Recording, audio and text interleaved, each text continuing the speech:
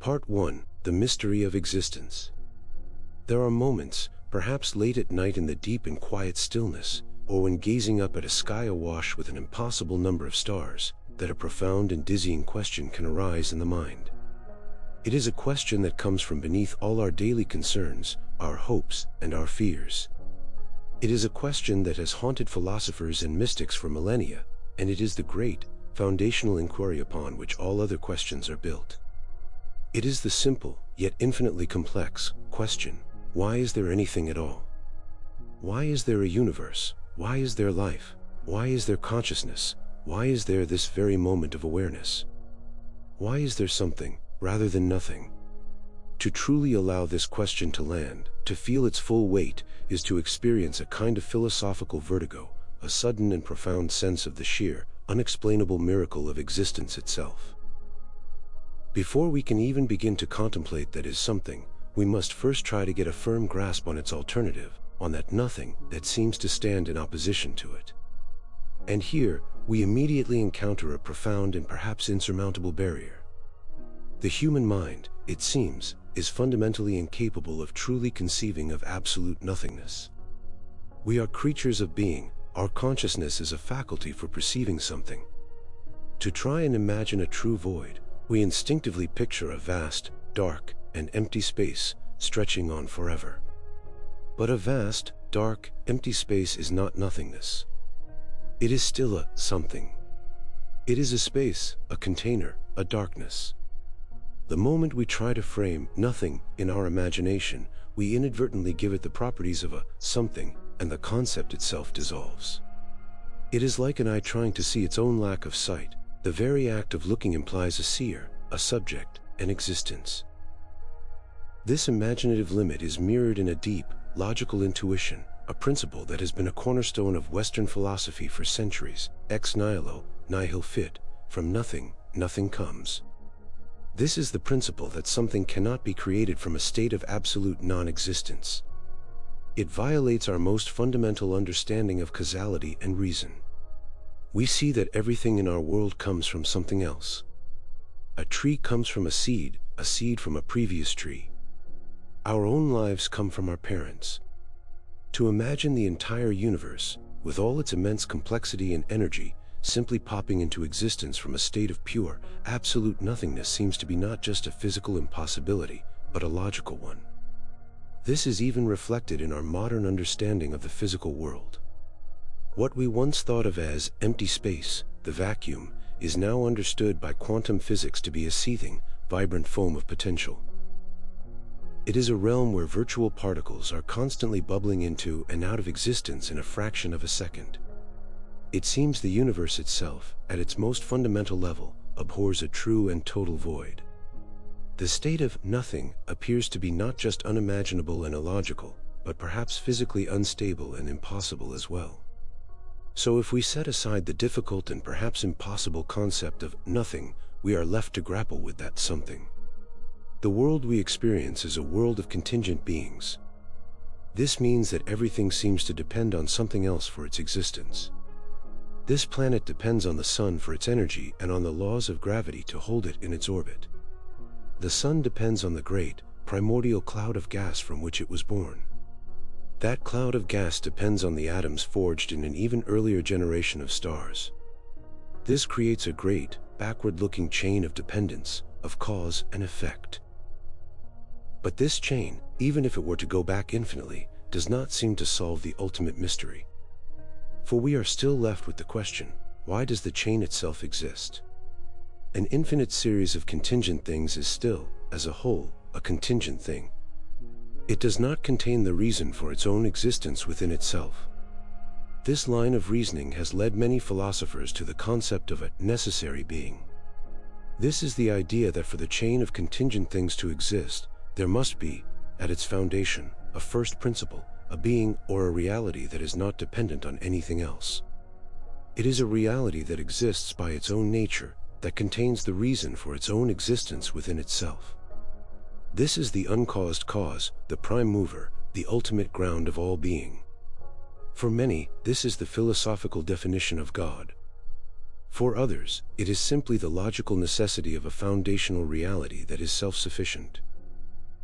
But whether we give it a name or not, this line of thought suggests that the something of our universe may be grounded in a deeper, eternal, and self-sustaining something that simply must be. To truly sit with this question, why is there something rather than nothing, is not an exercise in finding a definitive, scientific, or logical answer. It is a form of meditation. It is an act of stripping away all of our assumptions and our mundane concerns, and coming face to face with the raw, naked, and astonishing fact of existence itself. It is the one question that has the power to reawaken our sense of wonder, to transform the ordinary and taken for granted world into a spectacle of almost unbearable beauty and mystery. The fact that you are here, now, as a conscious being, able to even contemplate this question, is the most profound miracle in the known universe. To forget this is to be asleep. To remember it, even for a moment, is to truly wake up. As you drift now into the quiet and formless state of sleep, allow this great and unanswerable question to be your companion. Do not struggle with it. Do not search for an answer in the archives of your mind. Simply let the question itself dissolve your sense of the ordinary. Feel the simple existence of your own breath, of your own body, and know that it is a part of the great, unexplained, and magnificent something. Rest in the profound and peaceful law that comes not from solving the mystery of existence, but from being a conscious and wondrous part of it. Having allowed ourselves to stand before the great and silent mystery of existence, having felt the profound vertigo of the question, why is there something rather than nothing, a new and practical inquiry begins to emerge from the silence. It is one thing to be awestruck by the sheer, improbable fact of the cosmos, but what is the purpose of this feeling? What is the value of confronting a question that has no answer? The truth is that to live with this question, to carry it gently in our hearts, is not a mere intellectual exercise. It is a transformative spiritual practice, one that has the power to reshape our entire relationship with our own lives, with our daily struggles, and with the world itself. The mystery of existence is not a problem to be solved, but a presence to be lived with, and in living with it, we are changed. The first and most immediate effect of this contemplation is that it serves as the ultimate antidote to triviality. Our daily lives are, by necessity, filled with small concerns, with pressing deadlines, with minor anxieties, and with petty grievances. These small things can easily expand to fill the entire horizon of our minds, making our own personal dramas feel like the center of the universe. We become lost in the urgency of the unimportant. But to then pause, and to remember the fundamental, underlying mystery of existence itself, is to instantly recalibrate our sense of perspective. To hold in one hand the frustration of a traffic jam, and in the other, the astonishing and unexplained fact that a universe exists at all, is to see our daily struggles in their true and proper light. The great mystery does not solve our problems, but it shrinks them. It reminds us that our lives are a part of a drama so vast and so profound that our own personal anxieties are but a fleeting and insignificant whisper in a great, cosmic silence. This perspective does not breed indifference, but a calm and graceful sense of proportion. From this sense of proportion, a deep and enduring form of gratitude is born. We spend so much of our lives operating under the unconscious assumption that our existence is a given, a baseline reality that we are entitled to. We then build our happiness or our misery based on whether the conditions of this existence meet our desires. But the great question shatters this sense of entitlement. It reveals that existence itself is not a baseline, it is an astonishing and unearned gift. The fact that there is a world, that there is life, that we have been given the unbelievable privilege of a conscious mind with which to witness it, this is the foundational miracle upon which all other, smaller miracles are built. To truly feel this is to shift the very center of gravity of our being. The focus moves from what we lack to the overwhelming fact of what we have existence. A simple breath, a moment of quiet, the feeling of warmth from the sun, these things cease to be ordinary. They are transformed into evidence of the great, ongoing, and unexplained miracle of the something. A life lived in the light of this mystery is a life that is naturally and effortlessly imbued with a deep and unshakable gratitude. This gratitude, in turn, cultivates a profound humility. The quest to understand why there is something rather than nothing is the ultimate testament to the limits of the human intellect. It is the one question that our powerful tools of science and logic cannot fully penetrate. To live with this question is to accept that we are small beings floating in an ocean of mystery that is far too deep for our minds to ever fully sound. This is not a failure of our intellect, but a wise and necessary recognition of our place in the cosmos. It dissolves our arrogance, our dogmatism, and our rigid certainty. If we cannot even explain the fundamental fact of existence itself, how can we be so certain about our smaller opinions and judgments? This intellectual humility can translate into a greater compassion and openness in our relationships with others. It reminds us that we are all fellow travelers in a great and shared mystery, and that we should treat each other with the kindness and respect that befits such a humbling and wondrous journey. Finally, the mystery of existence is a powerful call to responsibility. If our time here, if our very being, is such an improbable and precious gift, then it asks of us a question in return: what will we do with it? To be granted a conscious life in the midst of this great, unexplained something is to be handed a sacred trust. It is an invitation to live a life that is worthy of the miracle of our own existence. It urges us to turn away from a life of distraction and complacency, and to turn towards a life of intention, of purpose, and of love. It is a call to create beauty, to seek truth, and to reduce suffering, not because a divine rulebook commands us to, but because these are the most fitting and beautiful responses to the astonishing gift of being alive. As you drift now into the quiet of the night, allow the great mystery to be your companion. It is not a Freudian void, but a gentle and ever-present reminder of the miracle you are a part of. The goal is not to solve the mystery of existence, for that is not our task. The goal is to let the mystery solve us, to let it dissolve our small and anxious egos, to let it awaken our sense of wonder, and to let it fill our hearts with a deep and quiet gratitude. Rest in the profound and peaceful knowledge that your very existence is a testament to a great and beautiful mystery that is far beyond all understanding. Part 2. Can the mind imagine nothingness? The human mind is a magnificent and boundless instrument. It can journey to the farthest reaches of the cosmos. It can travel back in time to witness the birth of stars. It can build intricate worlds of fantasy, and it can grasp the elegant and abstract laws that govern the universe. And yet, there seems to be one task, one simple-sounding command, that this powerful and creative mind is utterly incapable of performing: to truly and completely imagine nothingness. We are invited, in our deepest philosophical and spiritual inquiries, to contemplate the great void, the state of non-existence that preceded the universe and the state that we so often fear will follow our own lives. But when we turn our awareness inward and try to conjure an image of this absolute absence, what do we find? We might picture a vast, black, and empty space, a silent, starless void stretching on infinitely in all directions. But this is not nothingness. A black, empty space is still a space. It has dimensions, it has a quality of darkness, and it has a duration. It is a container, and we are imagining ourselves as a witness, floating within it. We might then try to remove the space itself, to imagine not even a void, but simply nothing. But the mind recoils. The attempt itself collapses into confusion. The moment we try to think about nothing, we have turned it into an object of our thought, and an object, by its very nature, is a something.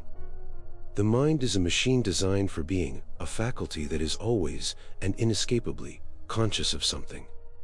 To ask it to conceive of its own absolute opposite is to ask it to perform a task that is contrary to its very nature. Our entire evolutionary history has shaped our consciousness to be a detector of presences, not a perceiver of absences. Our eyes are built to detect photons of light, not the absence of them. Our ears are built to detect vibrations in the air, not the silence that lies between them. Even when we experience what we call darkness or silence, we are not perceiving nothingness. We are perceiving a specific sensory state, the state of low light, the state of low sound. These are still positive experiences, qualities that our brain registers and interprets. The mind is a something machine through and through. It takes the raw data of the world and transforms it into the something of our subjective experience. Its entire purpose is to create a coherent and navigable world of objects, feelings, and thoughts. It has no tool, no faculty, for grasping a state in which no objects, no feelings, and no thoughts exist.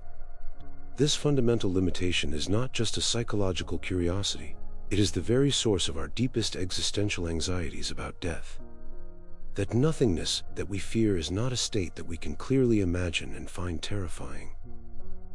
It is terrifying precisely because we cannot imagine it. It is the ultimate unknown, a conceptual black hole into which our reason and our imagination cannot shine a light.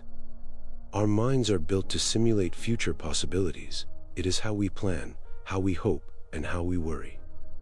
But we cannot run a simulation of our own non-existence. When we try, the simulation simply returns an error, a blank screen. And it is this blank screen, this failure of our imaginative capacity, that we interpret as a terrifying void.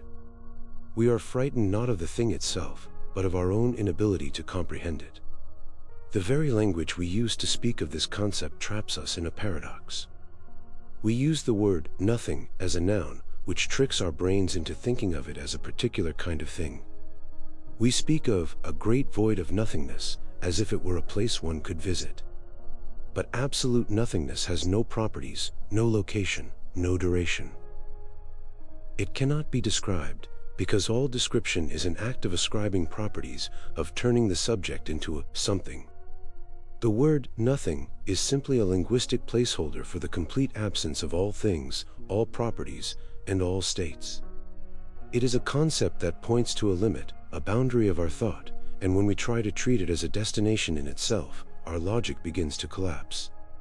So, are we simply trapped, unable to ever make peace with a concept that is so central to our fears, yet so alien to our minds? Perhaps the goal is not to succeed in imagining nothingness, which may be an impossible task. Perhaps the wisdom lies in deeply and completely understanding the failure of our minds to do so. To see this limit not as a personal failing, but as a profound clue about the nature of our own consciousness. It shows us that our awareness is inextricably tied to being, to existence, to the world of something. As you drift now into the quiet and formless state that precedes sleep, do not struggle to imagine the void. It is a frustrating and fruitless task. Instead, turn your attention to the undeniable reality of the something that is your present experience. Feel the simple, profound, and undeniable somethingness of your own breath. Feel the somethingness of the warmth of your body, the somethingness of the faint sounds in the room. Your consciousness is not a vessel that can be emptied to reveal a void, it is a light. And a light, by its very nature, can only illuminate. It cannot experience its own absence. Rest in the peace of this understanding. Rest in the simple, powerful, and ever-present reality of the something that is you. Having recognized the profound and perhaps absolute limit of our own minds to conceive of nothingness, we are left with a crucial choice. Do we remain in a state of quiet and persistent anxiety before this undrawable blank space on our mental map, this concept that our reason cannot grasp and our imagination cannot paint? Or do we seek another path, a different kind of wisdom that does not attempt to conquer this mystery, but to make peace with it? The great philosophical and contemplative traditions of the world have offered us several such paths, not to help us imagine the void, but to help us dissolve our fear of it. The first and most powerfully rational of these paths is the path of analogy, most famously articulated by the Roman philosopher Lucretius. He understood that we could not directly imagine the state of non-existence, so he offered a mirror in which we could see its reflection. He asks us not to look forward into the infinite and terrifying abyss of time after our death, but to simply turn our gaze backward to the equally infinite abyss of time before our birth. Consider, he urges, the vast and silent eons that passed before you were conceived. The great age of the dinosaurs, the slow and patient forming of the continents, the rise and fall of ancient human empires, all of this unfolded in a universe in which you were completely and totally absent. That time was, for you, a state of perfect non-existence. And yet, did you feel any pain during that eternity? Did you suffer any loneliness, any boredom, any terror? Of course not. There was no you there to experience anything at all. It was a state of perfect and untroubled peace. The argument of Lucretius is one of a beautiful and comforting symmetry. The state of non-existence that will follow our death, he proposes, will be identical to the one that preceded our birth. It is not a new and terrifying country we are journeying to, but a familiar and peaceful home to which we are returning. This argument does not give our minds the power to picture nothingness, but it does something far more valuable. It reframes it. It transforms the idea of a future void from a source of unique and forward-looking terror into a state of familiar and backward-looking peace. It robs our fear of its power by showing us that we have already endured an eternity of this nothingness without the slightest harm. A second, and perhaps deeper, path is the path of dissolution. This approach, found at the heart of many Eastern contemplative traditions like Buddhism, suggests that our fear of nothingness is a direct result of a fundamental misunderstanding of ourselves. We are afraid of our self being annihilated because we are so deeply attached to the belief that we are a solid, separate, and enduring self to begin with. This path invites us, through the practice of deep introspection and meditation, to question this very assumption. As we have explored, when we look for this solid, unchanging self, we cannot find it. What we find instead is a dynamic and ever-changing process of thoughts, feelings, and sensations. The fear of dissolving into nothingness is the fear of the ego, the fear of the story of me coming to an end. The path of dissolution teaches that this me is already a kind of beautiful illusion. By learning to gently let go of our attachment to this illusory self now, in this life, we can begin to experience the taste of the very emptiness or nothingness we fear. And in that experience, we discover that it is not a terrifying void, but a state of boundless peace, openness, and freedom. It is the peace that comes from no longer having to defend a small, fragile, and separate self. In this view, death is not the annihilation of our true being, but the final and complete dissolution of an illusion we have been clinging to all our lives. The problem is not nothingness itself, but our attachment to the something we believe ourselves to be. The third path is the path of presence. This is perhaps the most direct and immediate of all. This path suggests that the entire intellectual struggle with the concept of nothingness is a trap of the thinking mind. The fear of a future nothingness is a thought that is happening, and can only ever happen, in the present moment. It is a product of a mind that is projecting itself into an imaginary future. The antidote, then, is to bring our full and undivided attention back to the only reality we ever truly have, the reality of this now. In the pure, sensory experience of this present moment, the feeling of your breath, the sound in the room, the sensation of warmth or coolness, there is no nothingness. There is only the undeniable and vibrant fullness of being. The fear of the void cannot survive in the light of a fully inhabited present moment. The wisdom here is to understand that the best way to make peace with a future state we cannot imagine is to more fully embrace the present state that we can, and are, experiencing. These three paths are not mutually exclusive. They are all powerful and compassionate tools for shifting our relationship with life's greatest mystery. They teach us that the goal is not to see the void, but to find a peace that is not threatened by it. The wisdom is to understand that our fear of nothingness is a shadow cast by our own thinking mind, and that the path to peace is found in a place deeper than thought, in the clarity of reason, in the quiet of contemplation, and in the simple, profound, and undeniable reality of the present moment. As you drift now into the quiet of the night, know that the peace you seek is not found by trying to solve the great riddle of non-existence. It is found by gently letting the riddle go. Let your mind rest from its impossible task. Allow yourself to be fully present in the simple, miraculous, and undeniable somethingness of your own being, right here, right now. Rest in the peace that is already here. Part 3, The Philosophers of Being. Our last reflection was a journey into the very heart of our own minds, a questioning of our ability to even conceive of that nothingness that we so often place in opposition to our own existence. We were left with the quiet understanding that our consciousness is a faculty for something, that it is always and inescapably immersed in the world of being. This very immersion, this undeniable and miraculous fact of a something in which we find ourselves, has been the great and foundational starting point of all philosophy. From the moment the first human mind turned away from the simple acceptance of the world and asked the question, why, it began a grand and noble quest for an answer. Tonight, we will journey through the history of this quest, to listen to the voices of the great philosophers, from Parmenides to Heidegger, as they have wrestled with this most profound and ultimate of all questions. The first great and radical attempt to answer this question with the power of pure, unadulterated reason came from the pre-Socratic philosopher Parmenides. He began with a simple but unshakable logical insight: you cannot truly think about or speak of nothing.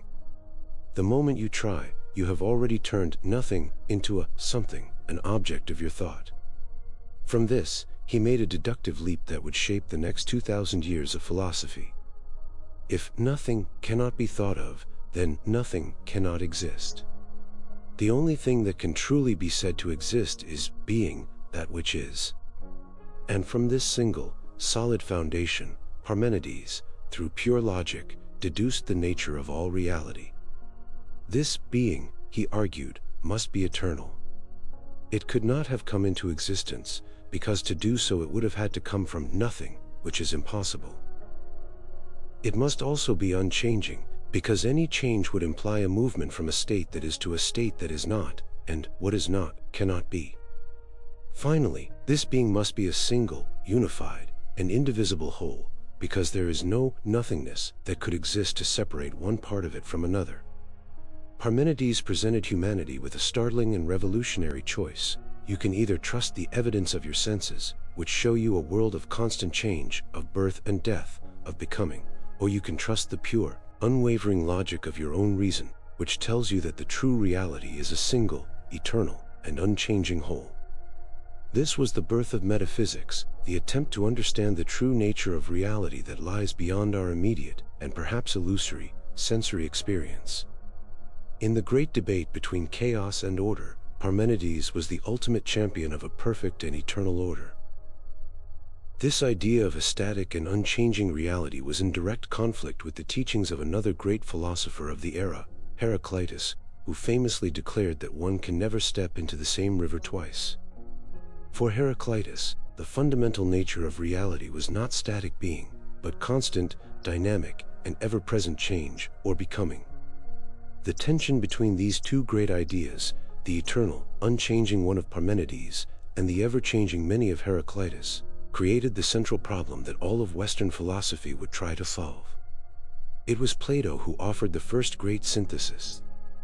He did so by, in a sense, giving both philosophers their due. He agreed with Heraclitus that the physical world we experience with our senses is indeed a world of constant flux, of shadows and reflections, a world of becoming.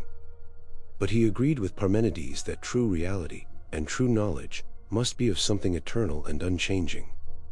So, he proposed a two-level reality. Our physical, changing world is the lower level. But beyond it, in a transcendent and non-physical realm, lies the world of forms. This is a realm of perfect, eternal, and unchanging blueprints for everything that exists in our world.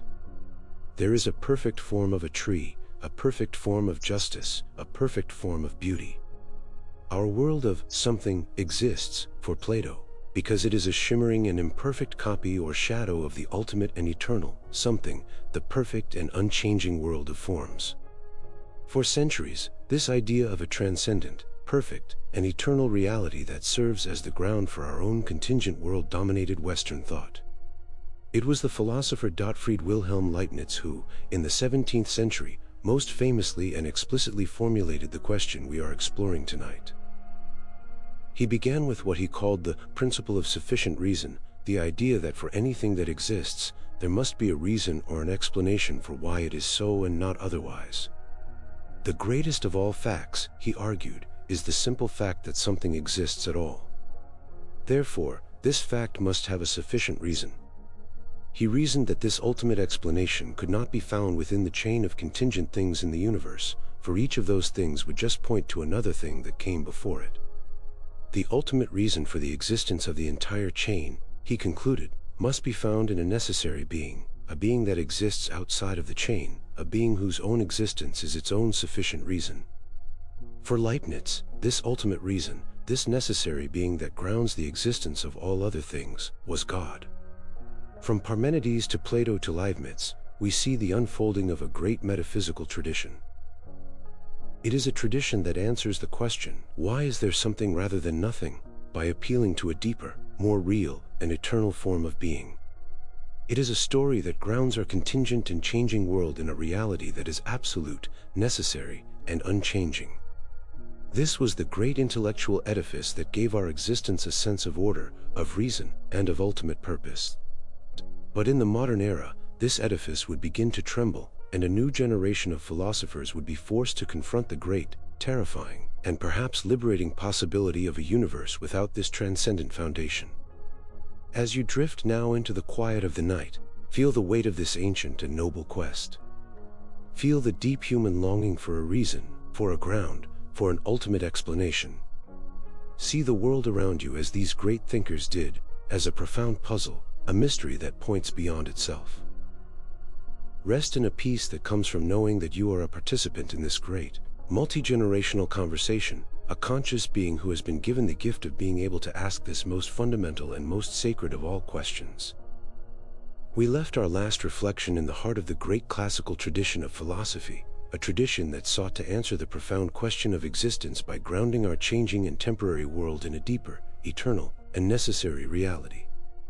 From the perfect forms of Plato to the sufficient reason of Leibniz, these thinkers provided a magnificent intellectual edifice that gave the cosmos a sense of order, reason, and ultimate purpose. It was a story that assured us that the something of our universe was not an accident, but was rooted in a timeless and absolute truth. But as the modern age dawned, this great and comforting edifice began to tremble, and a new generation of philosophers was forced to confront the great question in a world where this transcendent foundation could no longer be taken for granted. This great rupture was most famously announced by the philosopher Friedrich Nietzsche with his declaration of the death of God. This was not a triumphant cry of an atheist, but the somber diagnosis of a cultural physician. He recognized that the belief in a transcendent, divine being, which had served as the ultimate ground for all of Western meaning, morality, and purpose for 2 millennia, was crumbling. Humanity was, in his words, unchained from its sun, left floating in a cold, infinite, and seemingly purposeless cosmos. In this new and disorienting reality, the question, why is there something rather than nothing, returned with a terrifying and immediate new urgency. If there is no great, necessary being to serve as the reason for it all, then why is any of this here? The existentialist philosophers who followed Nietzsche were the first to truly and unflinchingly face this question without the comfort of a transcendent answer. For a thinker like Jean-Paul Sartre, the existence of the world is a brute fact. It is simply, stubbornly, and gratuitously there, without any reason or necessity. He described the feeling that can arise from this realization as a kind of nausea, a dizzying and horrifying sense of the sheer, meaningless contingency of everything. The world does not have to be here, and we do not have to be here. There is no reason. Our existence, in this view, is a profound and terrifying accident. We are simply here, and we are condemned to be free to create our own meaning in a universe that offers us none. It was the great German philosopher Martin Heidegger who took this question in a different, and perhaps more profound, direction. He argued that the great error of Western philosophy since the time of Plato was that it had forgotten the question of being itself.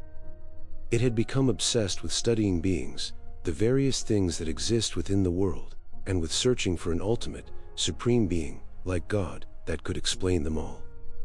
In this long tradition, philosophy had forgotten to ask the more fundamental and more mysterious question.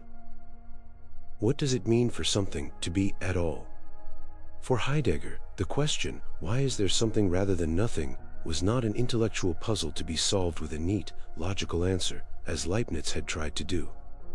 The very purpose of the question was not to arrive at an answer, but to awaken us from our everyday, complacent slumber.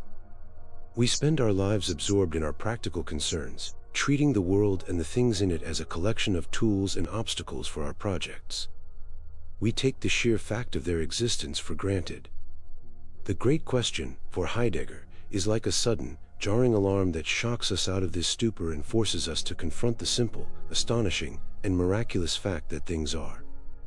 The mood that brings us closest to this question, he argued, is not simple curiosity, but a deep and profound anxiety or angst. It is in this state, when our familiar world of concerns and meanings suddenly seems to slip away, that we are confronted with the utter strangeness of existence as a whole, and the looming, ever-present possibility of the nothingness from which it seems to have emerged. It is in this moment of existential dread that we are truly open to the wonder of being. Heidegger's answer, then, is not a what, but a who. He argues that the human being has a special and unique role in the cosmos. We are the beings for whom our own being is a question. A stone is, but it does not know that it is. A human being is the one place in the universe where the universe itself can become aware of the mystery of its own existence. Our purpose, our great and unique calling, is not to find a final cause that would put the question to rest. Our purpose is to be the shepherds of being. We are to be the open, listening, and questioning clearing in the great, silent forest of existence, the place where the miracle of being can be witnessed, attended to, and held in a state of profound and grateful wonder. And so, the modern philosophical journey transforms the very nature of our inquiry. The classical tradition sought a final and comforting answer that would ground our existence and give it a stable meaning. The modern existential tradition found a deeper and more authentic wisdom in the ongoing and unanswerable nature of the question itself. As you drift now into the quiet of the night, see this great philosophical question not as a problem that needs a solution, but as a spiritual practice. Allow the question, why is there something rather than nothing, to be a quiet and constant companion. Let it be the force that awakens you from the slumber of the everyday and reminds you of the profound, mysterious, and beautiful strangeness of every single moment. Rest not in the comfort of a final answer, but in the profound and peaceful wonder of being the one who is privileged to ask the question. Part 4, God, Creation, and the Religious Answer. Having journeyed through the great philosophical landscapes of being, from the stark logic of Parmenides to the profound wonder of Heidegger, we are left standing in a place of quiet awe before the ultimate mystery. The existentialist thinkers left us in a universe that is a magnificent but ultimately groundless brute fact, a universe that offers no final answer to our deepest question, why is there something rather than nothing? For millennia, however, the vast majority of humanity has found a powerful, coherent, and deeply resonant answer to this very question. It is an answer that is not born from the acceptance of a silent cosmos, but from the belief in a creative and purposeful one. It is the great and ancient religious answer, the idea that the existence of our universe is grounded in the reality of God. The first great path of reasoning that leads to this conclusion is the argument from causality. As we have explored, everything in our experience appears to be contingent, a part of a vast and interconnected chain of causes and effects. Nothing seems to be the cause of itself. This great chain of causation, known as the cosmological argument, leads our minds backward in time, from effect to prior cause, again and again. But this chain cannot, some philosophers argue, go on forever. An infinite regress of causes would not explain the existence of the chain itself. There must, in the end, be a beginning. There must be a first cause, something that is not itself the effect of anything prior. This first cause would have to be of a completely different nature than everything else in the universe. It would have to be a being that is itself uncaused, a reality that is eternal, that exists outside of time and space, and that possesses the immense power required to bring the entire cosmos into being from nothingness. This is the entity that Aristotle called the prime mover, and that Thomas Aquinas called the uncaused cause. It is the ultimate and final answer to the question of why. The universe exists not as an accident, but as the deliberate effect of a great, foundational, and self-sufficient cause. This is the logical foundation of the idea of God as the ground of all being. The second great path is not one of backward-looking logic, but of forward-looking wonder. It is the argument from design. This path begins not with a chain of causes, but with a deep and overwhelming sense of the intricate and improbable order of the universe itself. When we look out at the cosmos, we see not a random chaos, but a reality governed by elegant and precise mathematical laws. We see a universe whose fundamental physical constants, the strength of gravity, the speed of light, the charge of an electron, are fine-tuned with a precision that is almost beyond comprehension. If any of these values were even infinitesimally different, the universe would have been a sterile and lifeless place. The existence of stars, of planets, of chemistry, and of life itself seems to rest upon a razor's edge of cosmic coincidence. The classic analogy for this, articulated by the philosopher William Paley, is that of finding a watch on a deserted beach. One would never assume that the intricate gears, the springs, and the delicate hands of the watch were assembled by the random, purposeless action of the wind and the waves. The complexity and the clear purpose of the watch, to tell time, is immediate and undeniable evidence of a watchmaker, an intelligent designer who created it. The argument from design proposes that the universe, which is infinitely more complex and more intricately ordered than any watch, must therefore also point to a great, cosmic watchmaker, a divine designer. In this view, that something that exists is not just a brute fact. It is a cosmos, a beautiful and purposeful creation. A third, and more personal, path to this same conclusion is the argument from morality. As human beings, we seem to possess a deep and intuitive sense of right and wrong. We feel that compassion, love, and justice are objectively good, and that cruelty, hatred, and tyranny are objectively bad. But where does this universal moral law come from? If the universe is just a purposeless collection of atoms, then our moral feelings are nothing more than subjective, evolutionary adaptations for survival. But if we believe that these moral truths are real and objective, then it suggests the existence of a transcendent source of all goodness, a divine lawgiver who has written this moral compass into the fabric of our souls. These great philosophical arguments, from cause, from design, and from morality, have, for centuries, formed the rational and intellectual foundation for the belief in a creator God. They are attempts by the human mind to use logic and reason to move from the observable facts of our universe to the reality of a transcendent ground of being. They offer a powerful and coherent answer to the ultimate question: there is something rather than nothing, because a powerful, intelligent, and good being chose for there to be something. But beyond these abstract arguments of the philosophers lies an even more ancient and more intimate human response to this mystery: the powerful, imaginative, and deeply personal narratives of creation. As you drift now into the quiet of the night, feel the deep human longing for a reason, for an explanation, for a sense of order. See in the intricate patterns of your own body and the elegant logic of your own thoughts the echo of the great questions of cause and of design. Rest in the peace that comes from knowing that you are a part of a lineage of seekers who have, for millennia, looked upon this same, wondrous universe and have sought to understand its source. The logical path is one of honor and of depth, a testament to the power of the human mind to seek a reason for its own existence. The great philosophical arguments for a divine first cause and a cosmic designer provide a powerful and rational framework for the human intellect. They offer a logical path from the observable universe to the existence of a transcendent ground of being. But for most of human history, the great religious answer to the question, why is there something rather than nothing, has been communicated not through the dry language of philosophical proofs, but through the rich, vibrant, and deeply personal language of Fori. It is in the great creation myths, the sacred narratives passed down through generations, that humanity has truly lived and felt its relationship with the author of existence. These stories are not meant to be read as scientific textbooks detailing the physical mechanics of the universe's origin. They are poetic and profound attempts to answer a much deeper set of questions. Who are we?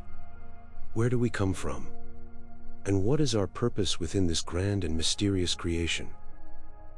Perhaps the most influential of these narratives in the Western tradition is the creation story found in the book of Genesis. It begins not with a scientific equation, but with a state of profound and formless chaos, a world that is without form and void, and darkness was upon the face of the deep.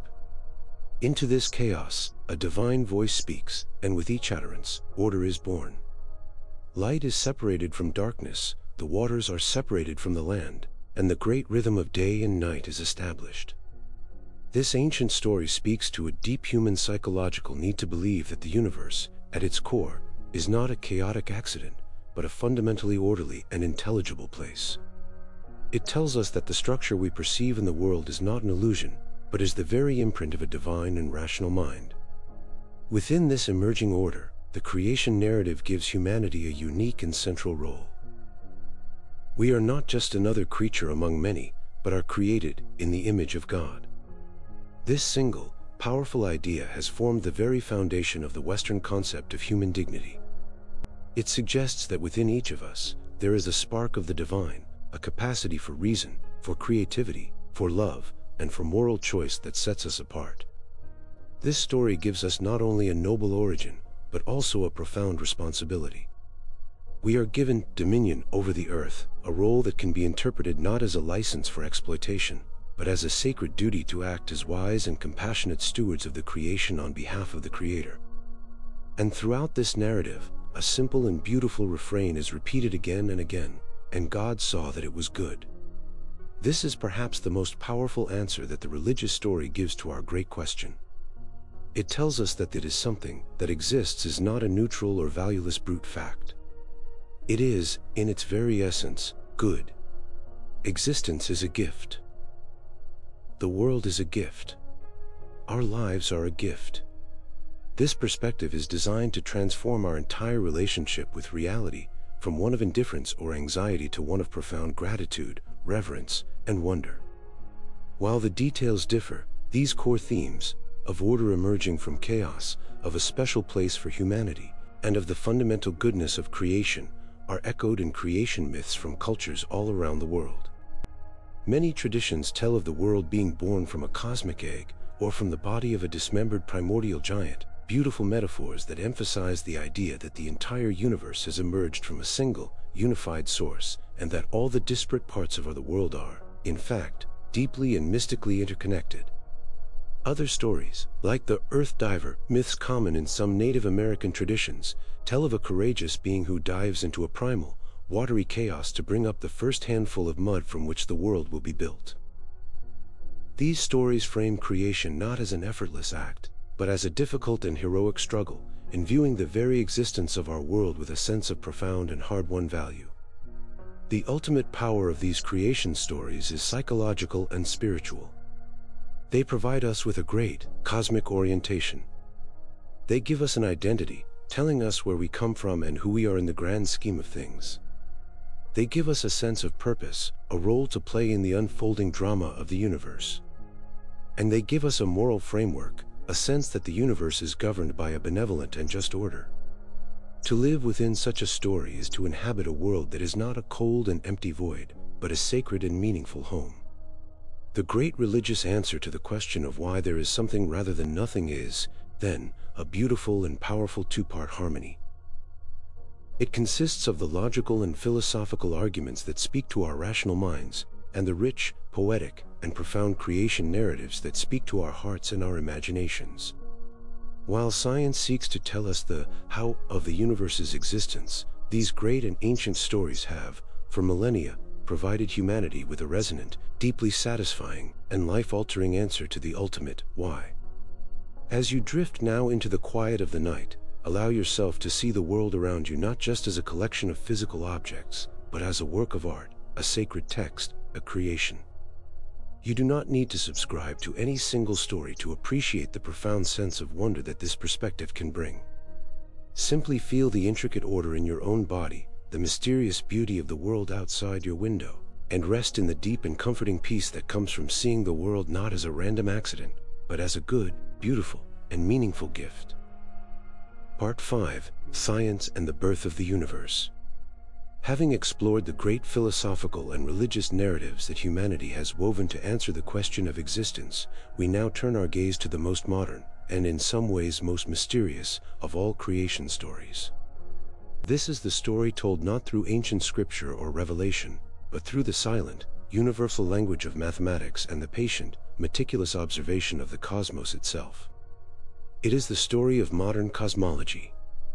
We will journey back in time, not with our imaginations alone, but with the aid of our most powerful telescopes, which are themselves a kind of time machine. As we look out into the depths of space, the finite speed of light means that we are also looking back into the depths of time. And the further we look, the closer we get to a single, explosive, and infinitely dense moment from which everything we know seems to have emerged. This is the scientific answer to the mystery of our origins, the story of the Big Bang. The first clue that led us to this astonishing origin story was a simple and profound observation made in the early 20th century. When we looked at the distant galaxies, we discovered that they were all rushing away from us, and from each other, as if we were all riders on the surface of a great, expanding balloon. This is the discovery of the expanding universe. And if the universe is expanding now, then logic dictates that in the past, it must have been smaller. If we run the cosmic film in reverse, we see all the galaxies, all the stars, all the matter and energy in the universe, rushing back together towards a single, common starting point in the distant past. This backward journey leads us to a moment around 13.8 billion years ago, a moment when the entire observable universe was compressed into a state of unimaginable density and temperature, a state that physicists call a singularity. Our current laws of physics, as powerful as they are, break down at this point. We cannot describe the singularity itself. It is a state where space and time, as we understand them, cease to have meaning. It is the very edge of our scientific map. But what we can do, with remarkable confidence, is narrate the story of what happened in the first few moments after this initial state. In the first, tiniest fraction of a second, the universe underwent a period of exponential growth known as inflation, expanding from a size smaller than an atom to a size larger than a galaxy, almost instantaneously. This incredible burst of expansion smoothed out the fabric of spacetime, setting the stage for the universe we see today. Immediately following this, the universe was a hot, dense, and opaque soup of fundamental particles, a roiling plasma of quarks, electrons, and photons, bound together in a state of perfect and undifferentiated chaos. There were no atoms, no stars, no structures of any kind. As the universe continued to expand, it also began to cool, and within the first 3 minutes of its existence, it crossed a crucial threshold. The temperature dropped enough for the fundamental particles to begin to bind together. Quarks combined to form the first protons and neutrons, the building blocks of all atomic matter. And these protons and neutrons, in turn, began to fuse together in the great furnace of the early universe, forging the nuclei of the first and simplest elements, primarily hydrogen and helium. In these first few, fiery minutes, the universe created the raw, elemental material from which all future complexity would be born. And yet, for a long time after this, the universe remained a dark and formless place. For around 380,000 years, it was still so hot and dense that it was an opaque fog. Light could not travel freely, as the photons were constantly being scattered by the free-floating electrons in the plasma. But then, the universe reached another critical milestone. It cooled enough for the electrons to finally be captured by the atomic nuclei, forming the first stable, electrically neutral atoms. In this moment, which physicists call the era of recombination, the universe, for the first time, became transparent. The photons that had been trapped within the plasma were suddenly set free, and they began to travel across the cosmos, unimpeded. This first, great flash of light, this afterglow of creation, is still traveling across the universe today, and we can still detect it. It is the cosmic microwave background radiation, the oldest light in the universe, a faint and beautiful echo of the moment of our cosmic dawn. From this point on, the story of the universe becomes a story of the slow and patient work of gravity. Over hundreds of millions of years, this great, silent force began to pull together the vast, diffuse clouds of hydrogen and helium that filled the cosmos. These clouds grew denser and denser, hotter and hotter at their cores, until they reached a point of ignition, and the first stars were born, setting the dark and empty spaces ablaze with light. It was in the hearts of these first stars, and in the great supernova explosions that marked their deaths, that the heavier elements were forged and scattered, the elements that would eventually form the rocky planets, and the very substance of our own bodies.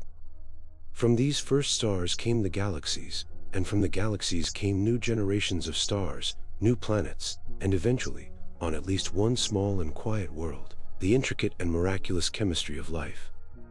This is the grand and awe-inspiring story that science tells us. It is a story that connects us, in a direct and physical way, back to the very first moments of time. But this beautiful and detailed narrative of what happened brings us right back to the edge of the ultimate mystery. It tells us the story of the universe from the first fraction of a second onward, but it falls silent at the very beginning. It leads us to the threshold of the singularity, the moment before the beginning, and there, it can go no further. This leaves us with the most profound of all scientific and philosophical questions. Where did the singularity itself come from? What was there before the Big Bang? And how can a universe of such immense energy and order arise from the nothingness that seems to precede it? As you drift now into the quiet of the night, allow your mind to journey back in time. Picture the great, unfolding story of the cosmos, from the first, fiery moment of its birth, to the slow and patient formation of the stars, to the emergence of our own, conscious world. Feel your own existence not as a small and isolated event, but as the present and most recent chapter of this single, unbroken, and magnificent cosmic story.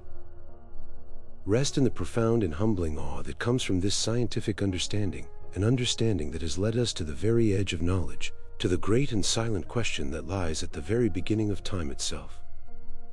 The grand and sweeping narrative of cosmology brings us on a journey back through 13.8 billion years of cosmic history, leading us to the very threshold of our origins, to a state of infinite density we call the singularity.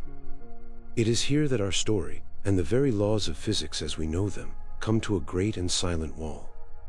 It is here, at the beginning of all beginnings, that we must finally confront the question that science has long considered to be outside of its domain, a question that belongs to the philosophers and the theologians. How can a universe, a great and vast something, arise from the apparent nothing that preceded it? Can a universe create itself? The modern scientific attempt to answer this question begins with a radical redefinition of the word nothing. In classical philosophy, nothing meant an absolute void, a complete absence of all things, all laws, and all potential. But for a modern physicist, nothing has a very different and far more active meaning. That nothing from which our universe may have emerged is the quantum vacuum. This is not an empty and passive void. It is the lowest possible energy state of a quantum field, a reality that permeates all of space. And according to the strange and well-established rules of quantum mechanics, this vacuum is a place of immense and seething potential. One of the core principles of the quantum world is Heisenberg's uncertainty principle. It states that there is a fundamental limit to the precision with which we can know certain pairs of properties.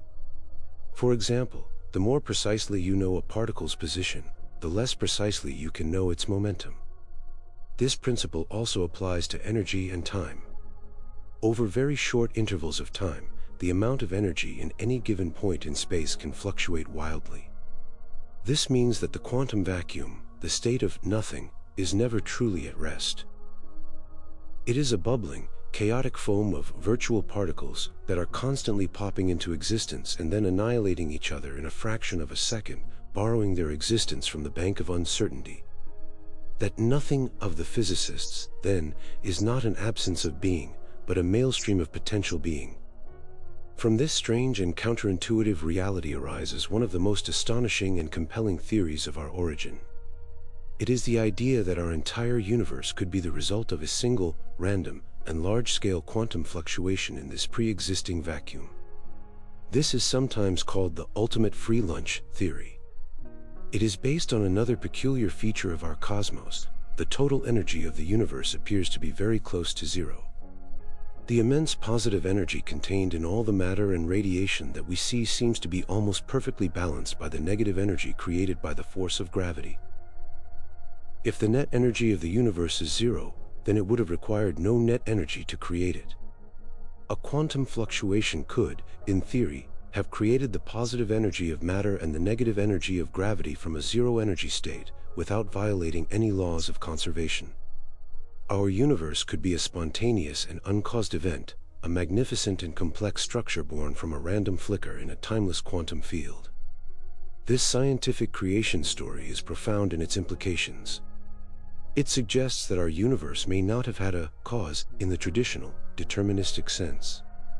A quantum fluctuation is a probabilistic event. It is fundamentally random. This shatters the great, unbroken chain of cause and effect that we have long believed to be the governing principle of reality. The universe did not need a prime mover or an uncaused cause to set it in motion. It may simply have appeared as a matter of chance. And yet, we must ask with philosophical honesty, does this truly solve the ultimate question? This theory explains how a universe of something could arise from a physicist's nothing, the quantum vacuum. But it does not, and cannot, explain where the quantum vacuum itself came from. It does not explain why there is a quantum field to begin with, nor does it explain the elegant and mysterious laws of quantum mechanics that allow for these fluctuations to occur. The theory does not explain a universe from absolute, philosophical nothingness. It pushes the mystery back one profound step. Why is there a set of physical laws? Why is there a quantum vacuum that allows for the creation of universes? This has led to other, even more speculative, but equally wondrous possibilities. Perhaps our universe is just one of an infinite number of bubble universes, constantly forming and expanding within a much larger, eternal multiverse. Or perhaps our universe is part of a great, cyclical process, a phoenix that is endlessly reborn from the ashes of a previous universe in an infinite series of big bangs and big crunches. These scientific ideas are the stories that our reason and our mathematics tell when they reach the very limits of what we can observe. They are, for now, speculative, existing in the realm of theory rather than proven fact. But what they show us, with a breathtaking clarity, is that the hard and fast line we have always drawn between something and nothing is far more blurry and mysterious than we ever imagined. That nothing of the cosmos may not be an empty void, but a place of infinite and fertile potential. As you drift now into the quiet of the night, allow your mind to rest in this profound and beautiful mystery. Whether our universe was born from the will of a creator, or is the result of a spontaneous and uncaused fluctuation in a timeless quantum field, the awe and wonder of its existence remain. The scientific story does not remove the miracle of creation. In many ways, it deepens it, replacing a simple answer with a far more intricate, strange, and magnificent puzzle. Rest in the peace that comes from knowing that there is something of your own existence as a part of this great, mysterious, and ongoing story of cosmic creation. Part 6 is Nothing Possible at All. Our journey through the scientific story of our cosmic origins has left us at a place of profound and beautiful ambiguity. We have seen how the universe we inhabit, this great and magnificent something, may have emerged as a spontaneous fluctuation from the strange and fertile potential of the quantum vacuum. And yet, this powerful scientific narrative pushes the ultimate question back one step further. It explains a universe from a physicist's nothing, but it requires the pre-existence of that vacuum and the very laws of physics that govern it. This forces us to ask an even deeper and more fundamental question, one that steps beyond the bounds of physics and into the heart of pure metaphysics. Could there ever have been absolute nothing? No laws, no fields, no potential, no space, no time. Is a state of true, absolute, and total non-existence a genuine possibility, or must there, in some way, always be something? The first great barrier we encounter when we try to confront this question is the very limit of our own minds. As we have explored, our consciousness is a faculty that is designed to engage with something. It is always directed at an object, whether that object is a physical thing, a memory, or an abstract idea. The ancient philosopher Parmenides built an entire worldview on this simple and powerful insight. He argued that one cannot think of nothing because the very act of thinking about it turns it into a something, an object of thought. One cannot speak of nothing because the word itself is a name, a label, and labels can only be applied to things that exist. From this purely logical foundation, he drew a staggering conclusion. Since nothingness is unthinkable and unspeakable, it must be impossible. Therefore, being, the great something, is all there is. In this Parmenidean view, being is not just a contingent fact, it is a logical necessity. It must be eternal, for it could not have come from nothingness. It must be unchanging, for change would imply a transition from what is to what is not. And it must be a unified whole, for there is no nothing to divide it. This is a stark and powerful argument from pure reason that the universe is not a random accident, but that existence itself is the one and only logical possibility. The state of nothing is not a fearsome void we might one day return to. It is a logical contradiction, a concept that our reason tells us cannot be. This logical argument is reinforced by another of our most fundamental intuitions, the principle of causality. We experience the world as a place where things happen for a reason. Events have causes. This is the bedrock of our ability to make sense of the world. But if we try to imagine a state of absolute nothingness, we are imagining a state with no properties, no potential, and no inherent laws. From such a state, how could anything ever arise? This is the ultimate expression of the classical principle, from nothing, nothing comes. There is an unbridgeable metaphysical gulf between a state of total non-existence and a state of even the most minimal existence. A quantum vacuum, as we have seen, is a something that is seething with potential and governed by laws. But from a state of absolute nothing, which has no potential and no laws, it seems that no process could ever begin.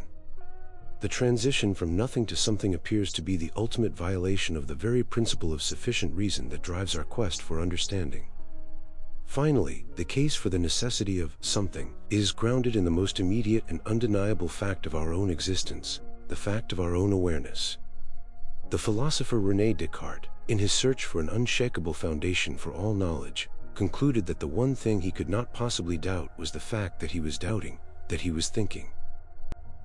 His own consciousness was the one, self-evident, and irrefutable reality.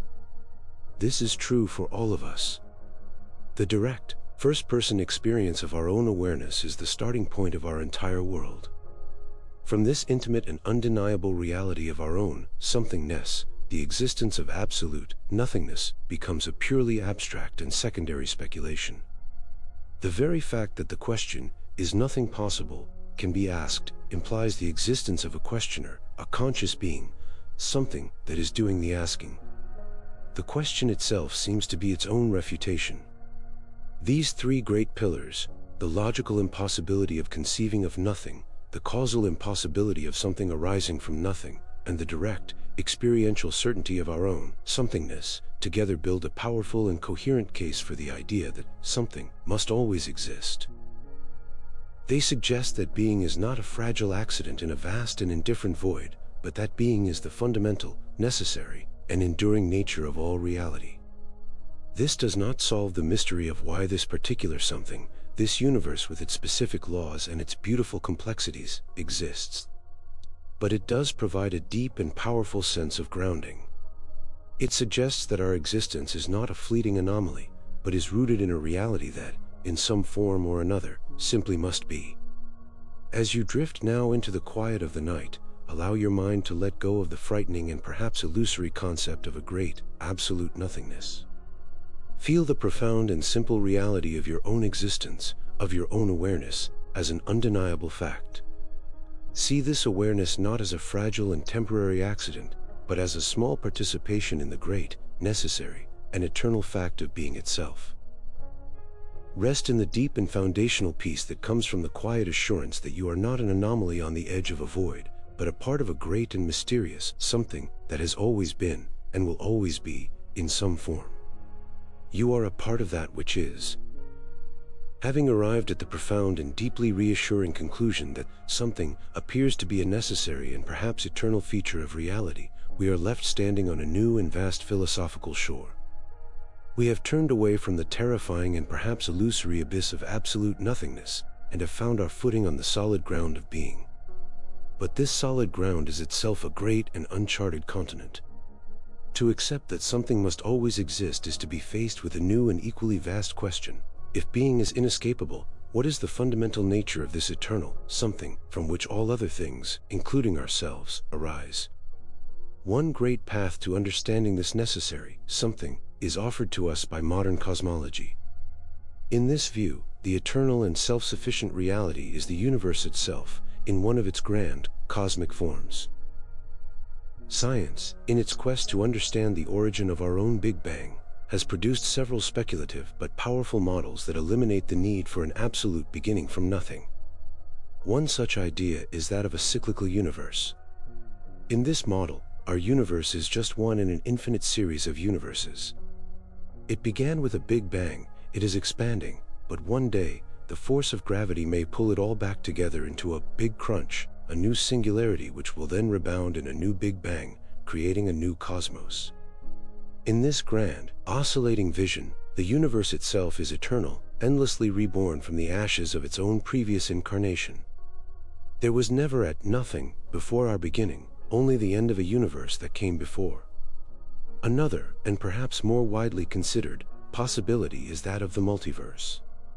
This theory suggests that our universe is just a single, beautiful bubble that has formed in a much larger, eternal, and ever-expanding metaverse. This cosmic foam is a timeless and self-sustaining reality that is constantly spawning new bubble universes, perhaps with different physical laws and different dimensions. In this view, that necessary something is not our universe, but the universe-generating reality of the multiverse itself, a reality that has no beginning and no end. These scientific narratives, while speculative, all point to the same conclusion, that it's something that must exist could simply be the physical cosmos itself, in a form that is eternal, self-sustaining, and far grander than our own limited view allows. A second great path, and the one that has been the cornerstone of many of the world's great religions and philosophies, proposes that this eternal something is not the physical universe, but a transcendent and conscious being that is its source. This is the idea of God as the necessary being. As we have explored, the chain of causes and the evidence of design in our world can point to a great, first cause and a cosmic designer. In this view, the eternal reality that must exist is not a blind, physical process, but a mind, a will, a supreme consciousness. This is the ultimate ground of all being, the self-sufficient reality from which our contingent universe was created. This perspective is profound because it suggests that consciousness is not a late-coming and accidental byproduct of a mindless, material universe. It suggests, instead, that consciousness is the most fundamental and eternal aspect of all reality, and that the universe exists as an expression of that primary, cosmic mind. A third, more mystical path offers a beautiful and subtle synthesis of these two views. This perspective, found at the heart of many Eastern traditions like Advaita Vedanta and some forms of Buddhism, agrees that the ultimate, eternal something is pure awareness or consciousness. But instead of seeing this consciousness as a separate creator who builds the universe, it sees the universe as a manifestation within that consciousness. We can use the analogy of a dreamer and their dream. The dreamer, the pure, silent awareness, is the fundamental and enduring reality. The dream, with all its characters, its landscapes, and its intricate stories, is a temporary and vibrant manifestation that arises from, exists within, and will eventually dissolve back into the consciousness of the dreamer. In this view, the entire physical universe, this great something of matter and energy, is a dream in the mind of the cosmic whole. Our individual consciousnesses are not separate things, but are small points of focus through which the great, universal dreamer is experiencing its own dream. In this story, we are not separate from the eternal something, we are a thought in its mind. So, what is the nature of this eternal being that seems to be a necessary feature of reality? Is it the great, ever-cycling physical cosmos? Is it a transcendent and personal creator? Or is it a single, universal consciousness in which we are all participants? This is a question that our reason and our science can take us to the edge of, but which ultimately must be answered through our own personal intuition, experience, and faith. But the ultimate peace that can be found in this inquiry does not depend on which of these great stories we choose. The profound and life-altering comfort is found in the underlying conclusion that unites them all. Our existence is not a fragile and terrifying accident, a brief flicker of something in a universe that defaults to an infinite and hostile nothingness. Instead, our existence, and the existence of the entire universe, is a participation in a great, powerful, and inescapable reality that, in some form, must be. As you drift now into the quiet of the night, allow yourself to feel this deep and profound sense of being at home in the universe. See your own, brief, and precious life not as a fragile anomaly, but as a genuine and necessary expression of an eternal and self-sustaining reality. You are not a stranger here. You are a part of a great being that cannot not be. Rest in the profound and unshakable security that comes not from the hope for the survival of your own, small, temporary self, but from the quiet, confident, and peaceful knowledge that you are an inseparable part of the eternal and necessary something that is. Part 7. Human Fear of Nothingness. Of all the great and profound questions that have guided our philosophical journeys together, the question of nothingness is perhaps the one that touches the deepest and most primal part of our being. It is more than a mere intellectual puzzle. To truly contemplate the possibility of a final, absolute void is to feel a visceral, pre-irrational sense of dread, a kind of cosmic vertigo that seems to threaten the very foundations of our existence. It is the background radiation of our self-aware lives, the quiet hum of anxiety that lies beneath so many of our other, more immediate fears. But why? What is it about this abstract and untouchable concept that holds such a powerful and terrifying grip on the human psyche? Why does the thought of nothingness evoke not just a passing concern, but a deep and fundamental fear? The first and most powerful root of this fear is the terror of annihilation. Throughout our entire lives, we are engaged in a constant and intricate project, the building and maintaining of a self, an identity, an I. As we have explored, this self is a complex tapestry woven from our biology, our memories, our choices, and our relationships. It is the central character in the story of our lives, the precious and unique vessel of our conscious experience. And the idea of nothingness is the ultimate and absolute threat to this entire, lifelong project. It is not just the fear of the body's end, which we call death. It is the fear that the very consciousness that inhabits that body, the entire, intricate tapestry of the self, will be utterly and permanently erased, as if it had never been. We can think of our life as a book that is being written. The fear of death is the fear of reaching the final page. But the fear of nothingness is a deeper and more terrifying fear. It is the fear that once the book is closed, it will be cast into a great fire, and the entire story, with all its joys, its sorrows, its loves, and its struggles, will be reduced to ash and forgotten, utterly annihilated from existence. It is the fear of a final and absolute meaninglessness, the terror that the story of me will not just end, but will be unwritten. This is the great protest of the ego, of the individual self, against the possibility of its own complete and total non-existence. Woven into this is the profound fear of the unknown. The human mind is, at its core, a meaning-making and pattern-seeking machine. We have a deep and instinctual aversion to a vacuum, a blank space on the map. Our minds will rush to fill any void with a story, a prediction, a belief. Nothingness is the ultimate blank space. It is a mystery so complete and so absolute that our minds have no tools with which to grasp it, no familiar landmarks with which to orient themselves. As we have explored, we cannot even form a coherent image of it. This failure of our imagination is a source of profound terror. Because we cannot picture what this state is like, we unconsciously project our own worst earthly fears onto its blank screen. We imagine it as a state of being trapped in an endless, silent darkness, or as a state of profound and eternal loneliness. But these are still experiences. They are still a form of something.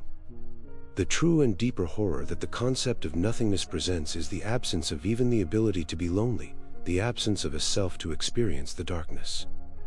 It is the end of the stage, the end of the theater, and the end of the audience, all at once. It is this complete and total conceptual breakdown, this failure of our minds to find any foothold at all, that we experience as a deep and primal dread.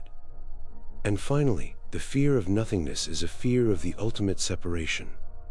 Our lives are defined by our connections. As we have seen, we are not isolated beings, but are deeply interwoven with the lives of others, with the natural world, and with the great, ongoing story of humanity. Our sense of self is a relational self, and not in a vast and beautiful web of being. The idea of nothingness is the threat of the ultimate severing of every one of these threats. It is the fear of a final and absolute solitude, a state in which not only are we gone from the world, but the world is gone from us. It is the tearing of the great web and the dissolution of our own individual place within it. It is the pain of our love for the world and for others, protesting a future in which that love has no one to love and no place to be. These three great fears, the fear of the ego's annihilation, the fear of the mind's unknown, and the fear of the heart's final separation, are the great and powerful currents that make up our dread of nothingness. This is not a simple or irrational fear, but a complex and deeply human response to the apparent limits of our own existence. As you drift now into the quiet of the night, do not try to fight or to banish this deep and ancient fear. To be human is to be aware of this great and profound shadow. Instead of turning away from it, simply acknowledge its presence with a sense of gentle compassion for yourself and for all other beings who share the same mortal condition. See this fear not as an enemy, but as a testament to the things you most deeply value, your own unique and precious self, the beautiful and wondrous world that you have come to know, and the profound and unbreakable bonds of love that connect you to others. The fear of losing these things is the very measure of how much they are worth. Rest in the quiet dignity of a heart that is brave enough to love a world that it knows it must one day leave. And yet, to remain in this state of pure, instinctual fear is to tell only half of the human story, to honor only the animal part of our being that is programmed for survival. For alongside our primal terror of the void, there exists another, equally powerful, and perhaps more uniquely human impulse, a profound and unshakable curiosity. It is the same drive that pushes us to explore the deepest oceans and the most distant stars, the same intellectual hunger that has given rise to all of our science, our art, and our philosophy. While one part of us turns away from the abyss in fear, another part feels an irresistible pull to approach its edge, to peer into its depths, and to ask, with a sense of quiet and courageous wonder, "What are you?" This is the great pivot from fear to inquiry, the moment we begin to transform our relationship with the ultimate mystery. This transcendent curiosity is the very engine of our quest for understanding. It is born from a uniquely human awareness that the world is a puzzle, that our existence is not a simple, self-evident fact, but a profound and beautiful problem to be explored. And if this is true, then the concept of nothingness is not the terrifying endpoint of our story, but the final and most challenging frontier of our exploration. It is the one question that lies beyond all other questions, the ultimate limit case that forces our minds to stretch to their absolute capacity.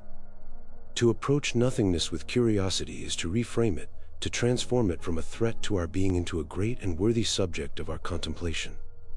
Humanity has developed several powerful tools for engaging in this courageous inquiry, tools that allow us to create a safe and structured container for our curiosity, so that we may look upon this great mystery without being consumed by our fear. The first of these is the tool of the philosophical lens. By applying the clear and steady light of reason and logic to the concept of nothingness, as the great philosophers have done, we can transform our raw, emotional fear into a structured, intellectual investigation.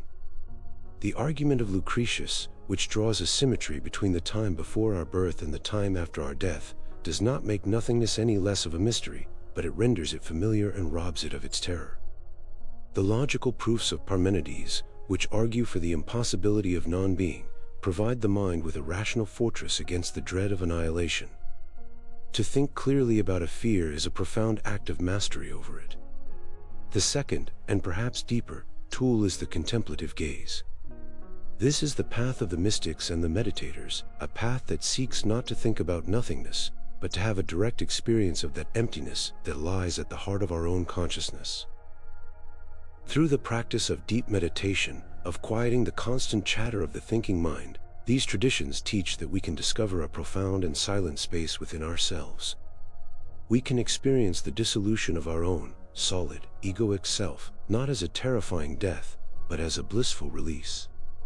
In this state, that nothingness or emptiness that is discovered is not a dark and lonely void, but a luminous and vibrant field of pure potential, a state of boundless peace and freedom. This is a profound and radical redefinition. It suggests that the nothingness we fear is a phantom created by our clinging to a false sense of self, and that the true nothingness is the very ground of our being, a silent and sacred presence that is the source of all peace. A third tool is that of artistic expression. The artist, the poet, the musician. They are often the great explorers of the inner world, the ones who have the courage to journey into the darkest and most difficult corners of the human experience and to bring back a report. Art is a way of giving a form to the formless. A piece of minimalist music that uses silence as an instrument, a poem that speaks of the vast emptiness of the sky, a painting that captures a sense of profound and lonely space, these are all arts of creative engagement with the idea of nothingness.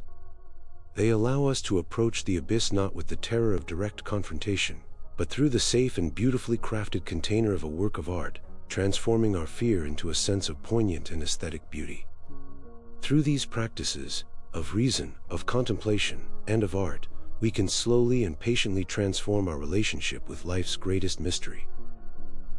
We learn that the ultimate gift of our engagement with nothingness is not a final answer, but the profound wisdom that the process itself imparts. By daring to confront the ultimate limit of our existence, we are forced to clarify what is truly and deeply important within it. Our curiosity about the nature of non-being becomes a powerful and unexpected catalyst for a deeper, more grateful, and more vibrant engagement with the miracle of being. And so, we find that the human heart holds two great and seemingly contradictory impulses in the face of this final question. There is the primal fear of the animal that wishes, above all else, to continue living. And there is the transcendent curiosity of the conscious spirit that wishes, above all else, to understand.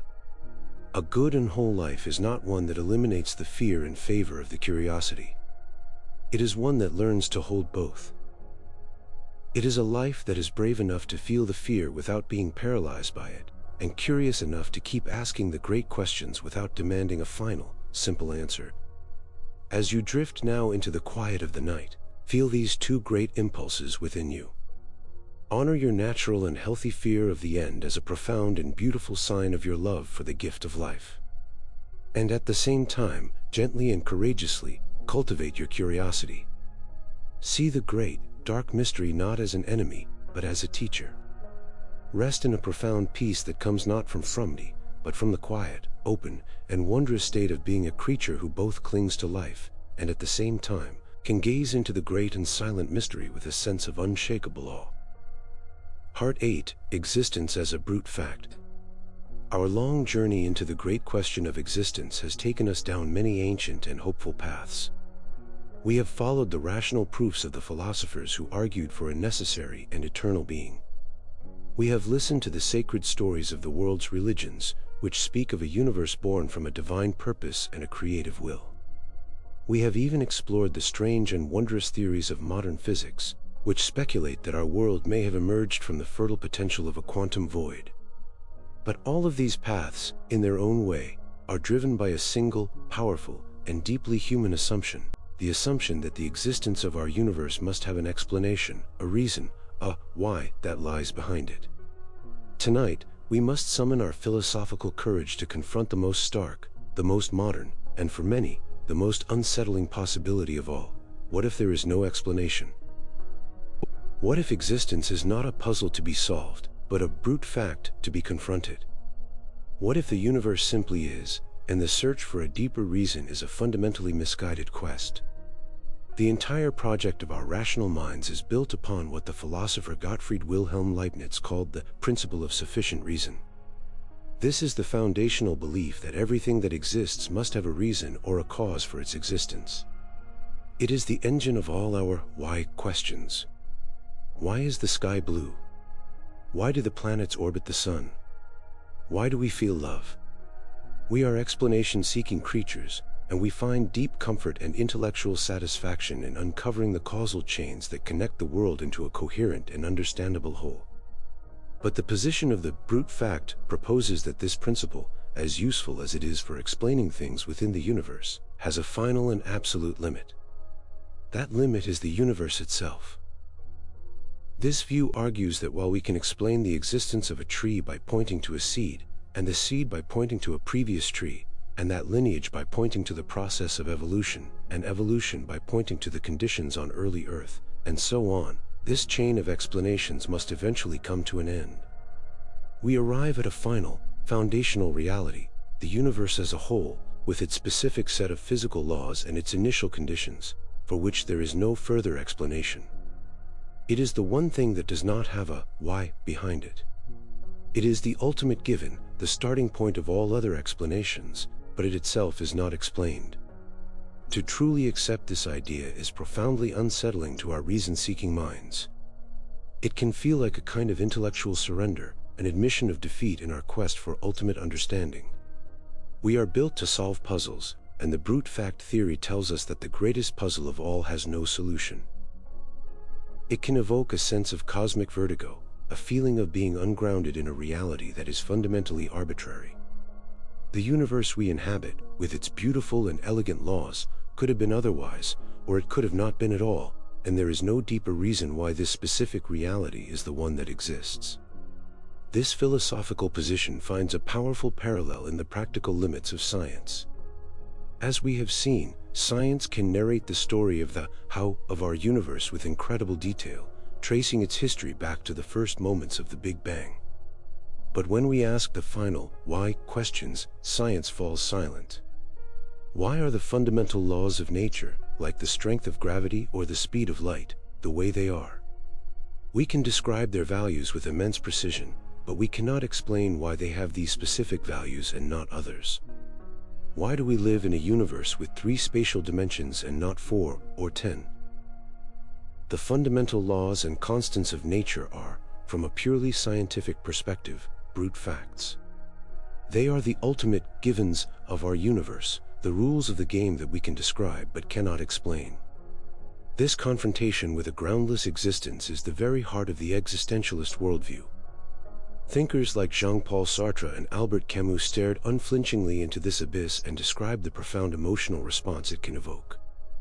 This is the feeling of the absurd, the clash between our deep, human longing for meaning and purpose, and the silent, indifferent, and unreasonable brute fact of the universe. It is the realization that the cosmos was not made for us, that it does not care about our desires, and that its existence has no justification beyond the simple, stubborn fact that it is here.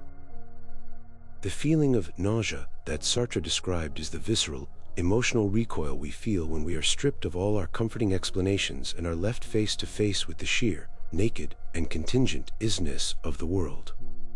To live in a universe that is a brute fact is to be fundamentally and radically alone with our own freedom. There is no divine plan to follow, no inherent purpose to discover. There is only the vast, silent, and unexplained canvas of existence, and the brief and precious gift of our own, conscious lives. As you drift now into the quiet of the night, allow yourself to gently hold this dark and challenging possibility. Let go of the mind's constant and anxious search for a final reason. Let go of the need for existence to have an explanation that would make it feel safe and tidy. Instead, try to simply be present with the raw, unadorned, and miraculous fact of your own being. Feel your own breath. Feel the quiet presence of your own awareness. Do these things need a reason in order to be real? Or is their simple, profound, and inexplicable existence enough? Rest in the quiet courage that comes from being able to face the universe as it is, without demanding that it be anything other than the great, mysterious, and perhaps unexplained miracle that it is. To truly confront the possibility that existence is a brute fact, that it has no deeper reason or explanation for its own being, can feel like having the very ground beneath our feet dissolve into an infinite abyss. We are left floating in a silent, vast, and indifferent cosmos. The first and most natural human reaction to this realization is often a feeling of profound despair, a kind of existential vertigo. If nothing has any inherent purpose, if our existence is a magnificent but ultimately meaningless accident, then why should we do anything at all? Why should we love? Why should we create? Why should we strive to be good? It is from this very point of groundlessness, however, from this courageous acceptance of a world without a pre-written script, that a new, and radically different, kind of meaning can be born. The first great liberation that comes from accepting a brute fact universe is the freedom from the immense and often crushing burden of a preordained purpose. If there is a cosmic plan that we are meant to follow, then there is also the constant anxiety of failing to live up to that plan, of taking a wrong turn, of missing our true calling. But if there is no plan, if there is no script, then we cannot fail. We are, in a profound sense, released from the anxiety of getting it wrong.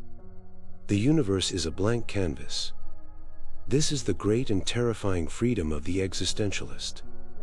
It places the entire responsibility for creating a meaningful life upon our own shoulders, but it also gifts us with the ultimate creative power. In a world without inherent meaning, we become the sole and sovereign source of all value. Kindness is not good because of a divine command or a cosmic law.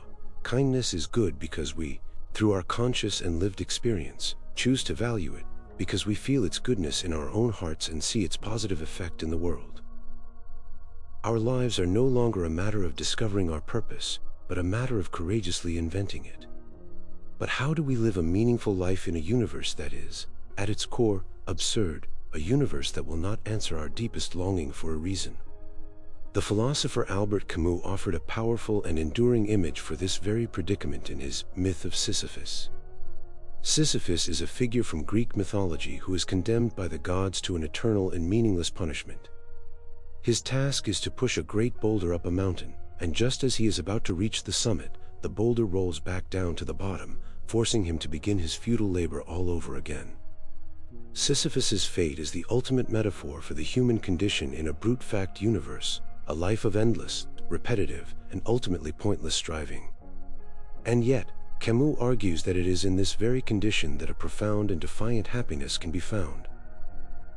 The truly tragic moment for Sisyphus is not when he is struggling with the rock, but the quiet moment of consciousness when he is walking back down the mountain to begin again. In this moment, he is fully aware of the futility of his fate. He is not deluded by any false hope that this time, the rock will stay at the top. It is in this clear-sighted, conscious, and scornful acceptance of his absurd condition that Sisyphus becomes the master of his own fate. By consciously choosing to return to the boulder, by embracing his struggle without hope of ultimate victory, he rebels against his punishment. The gods have condemned him to a pointless task, but they cannot control his response to it. One must, Camus famously concludes, imagine Sisyphus happy. His happiness is not found in the purpose of his work, but in the passion and the dignity with which he engages in it. This is the great lesson of the brute fact universe. It teaches us to find our meaning not in a distant and imagined destination, but in the quality and the texture of the journey itself. It invites us to love the struggle, to find joy in the very act of living, of pushing our own unique boulder up our own unique mountain, day after day. Furthermore, the very fact that our existence is an unexplained accident can be a source of a profound and almost mystical gratitude. If our life was a required part of a cosmic plan, we could almost take it for granted. But if it is the result of an impossibly unlikely series of cosmic coincidences, a winning lottery ticket in a game with an almost infinite number of losing ones, then our existence is revealed to be an almost unbelievable gift. The beauty of a sunset, the feeling of love for another person, the simple joy of a conscious breath, these experiences are not made less real by the absence of an ultimate explanation. In fact, their very improbability, their status as a beautiful accident in a silent cosmos, can make them feel even more precious, more miraculous, and more worthy of our deepest and most heartfelt appreciation. And so, we discover that a universe without a final why is not necessarily a universe without meaning. The meaning is not a pre-existing thing that we are given by the cosmos, but it is a precious and beautiful thing that we give to the cosmos. We create it through our defiant choices, through our passionate engagement with our struggles, and through our grateful love for the improbable gift of our own conscious existence. If the universe offers us no ground beneath our feet, then we must find our ground in the warmth of our own hearts and in the connection we have with our fellow, groundless travelers. As you drift now into the quiet of the night, let go of the need for a final, comforting explanation for your own being. See your life not as a chapter in a pre-written book, but as a single, beautiful, and courageous verse that you are writing yourself upon the silent and empty pages of the universe. Rest in the profound and powerful peace that comes from this realization, that your meaning is not something you must find, but something you are already, in every moment, creating. Part 9: Death, Nothingness, and the Self. In our journey through the great, foundational question of existence, we have stood before two profound and related mysteries. We have contemplated the vast, impersonal, and almost unimaginable concept of a universal nothingness, a state of absolute non-existence. And in our other inquiries, we have turned inward to the deeply personal, intimate, and finite reality of our own self, our own inevitable death. For most of our lives, these two concepts can feel separate. One is a grand, metaphysical puzzle, the other is a personal, future event. But there comes a time, in the quietest and most honest moments of our reflections, when these two great mysteries converge. It is at this point that we must ask, what is the true and deep connection between the end of our own, personal story, and the great, silent, and universal idea of nothingness? The relationship between these two is perhaps the central drama of our self-aware existence. The self, the ego, the I that we have spent our entire lives building, can be seen as a magnificent and intricate fortress, constructed for one primary and often unconscious purpose: to hold back the tide of an indifferent and seemingly meaningless cosmos. We are born into a vast and silent universe that does not seem to have a special place for us. And so, we begin the great human project. We build an identity, a story, a personality. We gather memories, we form relationships, we strive for achievements, we accumulate beliefs. All of these are the bricks and mortar with which we construct a solid and significant sense of who we are. This self becomes our sanctuary, our place of meaning in a world that can often feel purposeless. We can imagine ourselves as a small child playing on a vast and empty beach that stretches to an infinite horizon. The beach is the great, silent, and impersonal reality of existence. The child, feeling small and alone, begins to build a sandcastle. She pours all of her energy and her imagination into its construction. She builds walls, towers, and intricate patterns. This sandcastle is her self. It gives her a focus, a purpose, a small, ordered, and meaningful world of her own in the midst of the vast emptiness. It is her beautiful and necessary defense against the sheer, overwhelming scale of the beach. Death, in this metaphor, is the inevitable rising of the tide. It is the great, impersonal force of the ocean of time and entropy that comes to reclaim the shore. The fear of death, then, is the terror of watching this tide draw closer to the precious and intricate castle we have spent our entire lives building. It is the fear of the dissolution of our life's work, the erasure of our unique and personal creation. And the idea of nothingness is what we imagine will be left after the last wall has crumbled, after the last turret has been washed away. Just the flat, empty, and indifferent beach, as if the castle had never been there at all. This is why the thought of death is so much more than a simple, biological fear of our body ceasing to function. It is a profound, metaphysical fear. It is the moment when our personal reality, our something, is forced to confront the universal possibility of nothing. It is the end of our story, but it is also the fear of the end of the storyteller itself. It is the extinguishing of the conscious light that has been witnessing the world, the very light that has been creating and sustaining the story of me. This is the ultimate confrontation. The fortress of the self is not just breached, it is completely and utterly dissolved, its substance returned to the undifferentiated sand of the great beach. This is a uniquely human predicament. As we have explored, other animals experience the biological reality of death and the emotional pain of loss. But they do not seem to be tormented, as we are, for decades, by the abstract concept of their own future annihilation. It is our very self-awareness, our ability to tell a story about our own lives and to project that story into a future where it ends, that creates this painful and profound link between our personal death and the universal void. Our gift of a complex self is inextricably bound to the terror of its potential unmaking. To truly feel this is to understand the deepest root of our existential anxiety. It is the fear that our personal meaning is a fragile and temporary illusion, a beautiful sandcastle that is ultimately powerless against the great, silent, and impersonal ocean.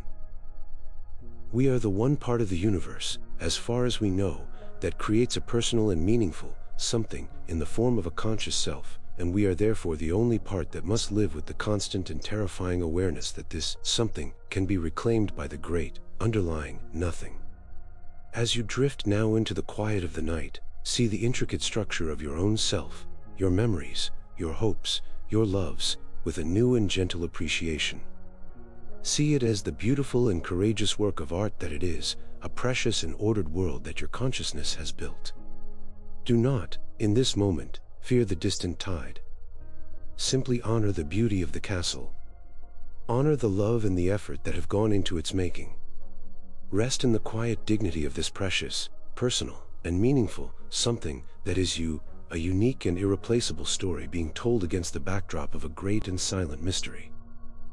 Having stood on the shore of our own being, having seen the self as a precious and intricate sandcastle that we build against the backdrop of a vast and silent mystery, we are left with a choice. Do we spend our lives in a state of frantic and fearful defense, constantly trying to build our walls higher against the great and inevitable tide of nothingness, an ocean that will surely win? Or can we find a different kind of peace, a different and wiser way of relating to both our beautiful, temporary castle and the eternal, mysterious sea? The great philosophical and spiritual traditions of the world have long offered us paths that lead away from this fearful struggle and toward a profound and courageous acceptance. The first of these great paths is that of the Stoic. The Stoic looks upon the rising tide not as a malicious enemy, but as a simple and unchangeable fact of nature. To rage against the tide, to curse it, to spend one's life in a state of anxiety about its inevitable arrival. This, for the Stoic, is the very definition of futile suffering. Wisdom is not found in fighting the inevitable, but in gracefully and rationally accepting it. The Stoic does not, however, simply surrender to a state of passive despair. Instead, they perform a profound and powerful shift in their understanding of their own identity. They learn to recognize that their true self is not the fragile and vulnerable sandcastle. The castle, with its external form, its reputation, its worldly achievements, and even its physical existence, is ultimately a thing that is not in our control. The tide will do what it will do. But the builder of the castle, the consciousness within, possesses a kingdom that the tide can never touch. This is the inner citadel of our own character, our own virtue, and our own virtual mind. The Stoic learns to place their ultimate value not in the survival of the castle, but in the integrity and the wisdom of the one who is building it. The tide may wash away our creations, but it cannot wash away the courage with which we lived, the kindness with which we acted, or the peace with which we face our end. The Stoic path is to make our fortress not out of the shifting sands of the external world, but out of the unshakable bedrock of our own inner virtue. A second, and perhaps even more radical, path is offered to us by the great contemplative traditions of the East, particularly Buddhism. This path suggests that our deep and underlying fear of the tide comes from a fundamental illusion, our mistaken belief that there is a solid and separate sandcastle to be destroyed in the first place.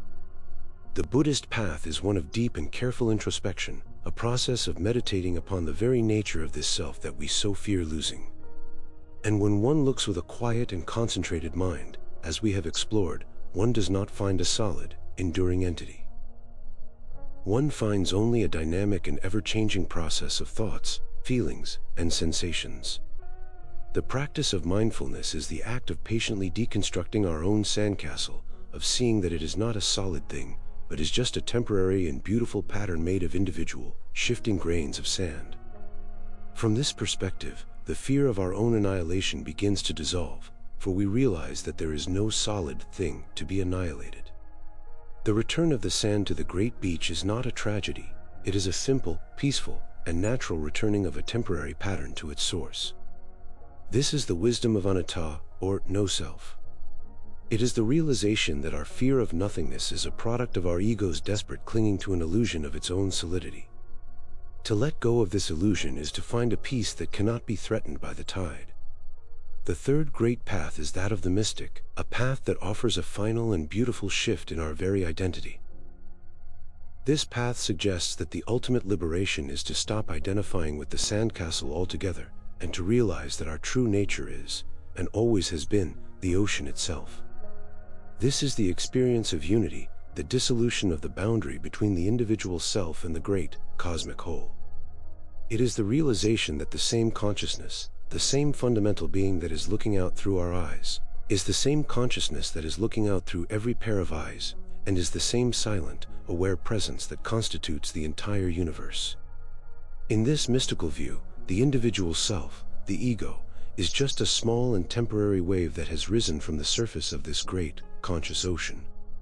The wave's life is a beautiful and unique journey. But its death, the moment it crashes upon the shore, is not a destruction. It is a homecoming. It is the moment that the small, isolated drop of water that believed itself to be a separate and lonely thing joyfully remembers that it is, and always was, the entire, boundless sea. These three great paths, of Stoic acceptance, of Buddhist dissolution, and of mystical unity, are all, in their own way, powerful and compassionate responses to the great confrontation between the self and the void. They all involve a profound act of letting go of the struggle against the inevitable, letting go of our attachment to an illusory self, and letting go of our very sense of separateness. The ultimate wisdom that these paths offer is not that we should stop building our beautiful and unique sandcastles. The creation of a meaningful, individual life is our great joy, our purpose, and our sacred work. The wisdom is to learn to build it with a new spirit. To build it with all of our love, all of our skill, and all of our passion, but to do so without a desperate and fearful attachment to its permanence. It is to build it as a beautiful, temporary, and heartfelt offering to the great and mysterious ocean of existence. As you drift now into the quiet of the night, feel yourself as this wise and peaceful builder. Feel the joy and the dignity of the good and honest work you are doing in shaping your own, unique life. And at the same time, feel the vast, silent, and an eternal presence of the great ocean of being that surrounds you, that is within you, and that is your true and final home. Rest in the profound peace that comes from being, at once, both the beautiful, temporary creation, and the timeless, eternal Creator. Part 10, Living with the Unanswered Question. Our long and shared journey into the great question of existence is now drawing to its final moment. We began by feeling the sheer, dizzying mystery of a universe that exists at all. We walked through the great halls of philosophy, listening to the arguments for a necessary and eternal being. We sat with the sacred creation stories of humanity, which tell of a world born from a divine purpose. We journeyed to the very edge of modern physics, contemplating a cosmos that may have sprung from a quantum fluctuation in a fertile void. We have explored the human fear of this mystery and the profound curiosity that pulls us toward it. And now, after all of these inquiries, after all these grand and beautiful stories, we arrive not at a final, simple answer, but at the foot of an even greater and more profound challenge, the challenge of living with the question itself. The human mind is, by its very nature, an answer-seeking machine. We are creatures of reason and logic, and we find a deep and abiding comfort in certainty. Our survival for millennia has depended on our ability to understand the world, to find its patterns, to know its causes, and to predict its effects. An unexplained phenomenon is, to our minds, a problem to be solved, a temporary gap in our knowledge that we must work to fill. And the question of, why is there something rather than nothing, is the greatest of all unexplained phenomena. It is the ultimate gap in our understanding. To accept that this question may have no answer that is accessible to us can feel like a profound failure, a surrender of our most cherished faculty, our reason. This deep psychological hunger for certainty is what makes rigid and dogmatic belief systems so profoundly appealing. Whether it is a religious fundamentalism that offers a complete and unshakable divine plan, or a staunch scientific materialism that asserts with equal certainty that the universe is a closed, mechanical system with no deeper meaning, both offer a similar kind of comfort. They offer the comfort of a finished story, a closed room with no unanswered questions. They provide a solid ground beneath our feet, a way of dispelling the terrifying vertigo of living in a state of ultimate mystery. The human mind often prefers the security of a small, well-lit, and completely understood room, even if that room is a prison of dogma, to the radical and frightening freedom of an open door that leads out into a vast, unknown, and perhaps unknowable landscape. Our journey has shown us, again and again, the limits of our most powerful tools of inquiry when they are faced with this ultimate question. Our reason, as the great skeptical philosophers have shown us, is a magnificent tool, but it has its own inherent boundaries. Our science, for all its incredible power, is a method for investigating the how of the physical, observable universe. It cannot, by its very nature, answer the metaphysical question of why. It can describe the intricate grammar of the book of the universe, but it can tell us nothing of its author or its ultimate meaning. And our own, private, subjective experiences, the mystic's feeling of unity, the profound sense of a spiritual presence, while deeply and authentically real for the person experiencing them, do not constitute a form of public, verifiable proof that can settle the question for all. We are, then, left in a state of a great and profound standoff. We are beings who are psychologically and perhaps spiritually hardwired to long for a final answer, a sense of ultimate purpose and grounding.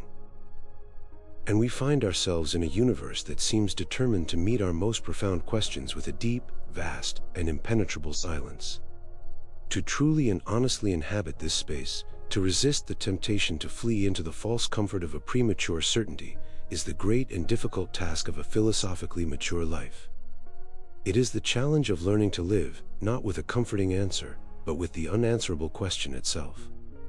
This is not a state of despair. It is a state of radical honesty. It is the acceptance of our own limitations, the humble recognition that we are finite beings in a possibly infinite mystery. To stand in this place is to be stripped of our intellectual arrogance, to be emptied of our dogmas, and to be left with only the simple, direct, and unadorned experience of existence itself. We are here. The world is here. And it is a profound and beautiful mystery. Before we can learn how to find joy and peace within this mystery, we must first have the courage to simply stand in its presence, without demanding that it explain itself to us. As you drift now into the quiet of the night, allow yourself to feel the truth of this great, unanswered question. Do not see it as a failure of your own understanding or as a frightening void. See it, instead, as the very nature of our human condition. We are the beings who are aware of the mystery. We are the part of the universe that can ask, why, and that can bear the weight of the great and sacred silence that follows. Rest in the quiet dignity of this position. Rest in the honest and courageous space of not knowing. Having stood in the quiet and often uncomfortable space of not knowing, having come face to face with the limits of our own minds in the presence of the great mystery of existence, we are now able to ask a new and transformative question. What if this state of uncertainty is not a failure, but a gift? What if the goal of our long and searching inquiry is not to arrive at a final, comforting answer, but to learn how to live gracefully and beautifully with the unanswerable question itself? What if the deepest peace is to be found not in solving the mystery, but in learning to welcome it, with a sense of reverence and of awe? The first great gift that comes from letting go of our need for a final answer is a profound and liberating sense of freedom. As long as we are attached to a specific, certain belief about the ultimate nature of reality, we are, in a sense, living in a small and well-defended room. We must constantly guard the walls of our dogma against any new ideas or evidence that might threaten them. But to accept that we do not, and perhaps cannot, know the final answer is to open the door of this room and to step out into a vast and open landscape. Our minds become more flexible, more curious, and more open to the infinite possibilities of a mysterious universe. The poet John Keats gave a beautiful name to this state of mind, negative capability. He described it as the capacity to exist in uncertainties, mysteries, doubts, without any irritable reaching after fact and reason. This is not a state of intellectual weakness, but of profound spiritual and intellectual maturity. It is the courage to remain in the open space of the question, rather than fleeing to the false comfort of an easy answer. From this place of open-ended freedom, a second, and even more beautiful, transformation can occur, the re-enchantment of the world. When we have a final and complete explanation for something, it can, in a way, become smaller. The sense of wonder can fade. Think of a magnificent magic trick. As long as you do not know the secret, it is a source of delight, of wonder, of a captivating mystery. But the moment the secret is explained, the magic vanishes, and it becomes just a clever, mechanical process. To live with the great, unanswered question of existence is to choose to live in a world that is permanently magical. When we no longer take the world for granted as a self-evident fact, but see it as a profound and unexplained mystery, every ordinary thing becomes extraordinary again. A simple tree is no longer just a tree, it is a testament to the inexplicable miracle of life, a complex and beautiful something that has arisen from an unknown source. The consciousness that is looking out through your own eyes is no longer just a symbol, it is a spark of the great, unexplained mystery of awareness itself. To live in the mystery is to live in a state of perpetual and gentle awe, to see the world not as a collection of facts to be catalogued, but as a sacred and beautiful poem whose meaning is always unfolding. This sense of wonder, in turn, is the deepest possible source of gratitude. If the universe is the necessary creation of a divine plan, we can be grateful for our part in it. But if the universe is a great, unexplained, and perhaps unnecessary, brute fact, then our gratitude for it takes on an even more profound and poignant quality. It is the gratitude for an impossible and unearned gift. The sheer, improbable luck of our own, conscious existence becomes a source of almost unbearable joy. The default state of our being shifts from a search for what is missing to a quiet, constant, and overwhelming appreciation for the simple fact that anything is here at all. Finally, the acceptance of the unanswered question allows us to shift our life's energy in a powerful and meaningful way. As long as we are consumed with finding a definitive answer to the ultimate why, we can become lost in abstract and anxious speculation. But when we accept that the why may be forever beyond our reach, we are freed to pour our entire being into the one question that we can answer, the question that is our sacred and personal responsibility. Given this mysterious, beautiful, and fleeting gift of existence, how shall I live? The mystery of our origins does not lead to a life of passive resignation, but to a life of profound ethical and personal engagement. It focuses our attention away from the unknowable and onto the tangible, the quality of our actions, the depth of our love, the integrity of our character, and the compassion we show to our fellow, mystified travelers.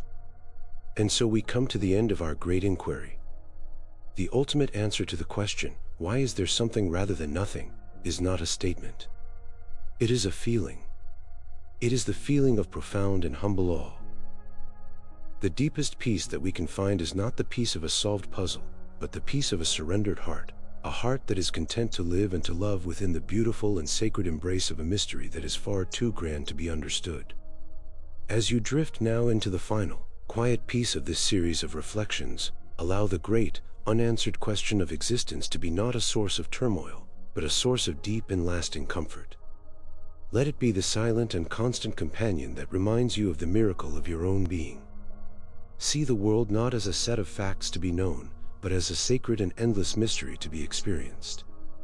And rest in the profound and liberating knowledge that our true home is not to be found in a final answer, but in the beautiful, the open, and the eternally unanswered question itself.